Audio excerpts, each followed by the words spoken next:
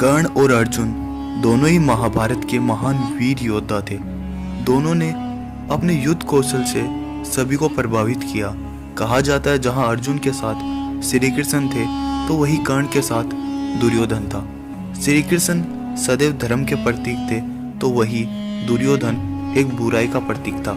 किंतु बात यह आती है, जब कुरुक्षेत्र के युद्ध से पहले श्री कृष्ण क्यों गए थे कर्ण के पास और क्यों कहा कर्ण को कि तुम पांडवों की ओर से युद्ध कर सकते हो?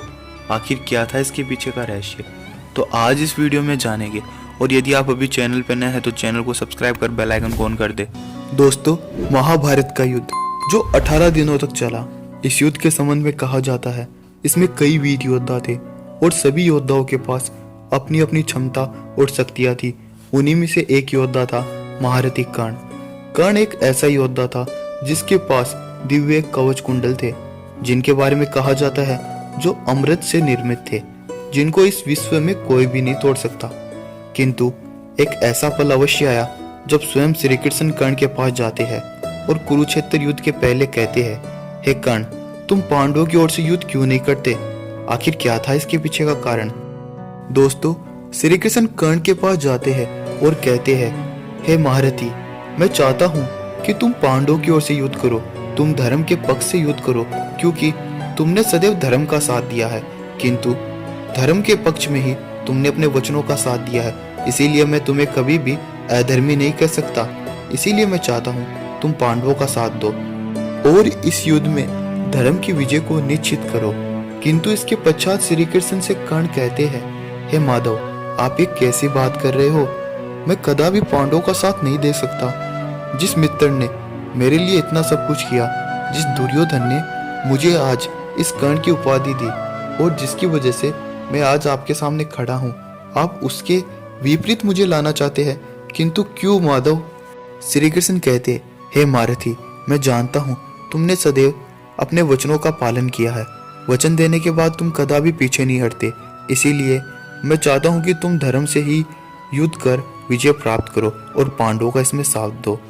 तुम्हें मैं आज एक ऐसा रहस्य बताऊंगा जिससे शायद तुम वास्तविक में पांडवों की ओर से युद्ध कर सकते हो। वह रहस्य कौन सा है माधव? तब श्री कृष्ण कहते हैं, हे कर्ण, वह रहस्य कोई और नहीं, वह एक इतना बड़ा सत्य है जो तुमसे छुपाया गया है। हाँ, मैं बात कर रहा हूँ कि तुम पांडवों के ज्येष्ठ भ्राता हो। तुम वास्तव में कौनते हो कर्ण? तुम कुंती पुत्र महारथी कर्ण हो। यह सुनकर एक समय तो कर्ण के पग से उनकी जमीन तक घिस जाती है, किंतु वो कहते हैं, आप कदाचित मुझे केवल पांडवों की ओर लाने के लिए ये सब मिथ्या वचन कह रहे हो।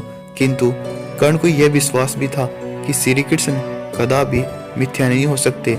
इसीलिए वो श्री कृष्ण से फिर से कहते हैं, हे माधव, मैं जानता हूँ हो सकता आप सत्य हो, किंतु अब मैंने दुर्योधन को अपने जीवन रहने तक उसके प्राणों की रक्षा करने का वचन दे दिया है और मैं अब कदापि पीछे नहीं हट सकता।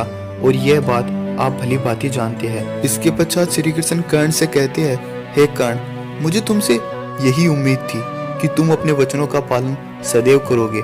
मैं तुम्हें इतना तो नहीं कह सकता कि तुम अवश्य ही पांडवों की तरफ आओ, किंतु मैं चाहता हूँ कि तुम सदैव धर्म की ओर से युद्ध करो। हे कर्ण, तुम सदा विजय की तरफ से ही युद्ध करोगे, किंतु तुम्हें एक समय आएगा जब तुम्हें विजय को अपना बलिदान देना होगा। हे महारथी कर्ण, मैं तुम्हें कदापि अधर्मी नहीं कहूँगा।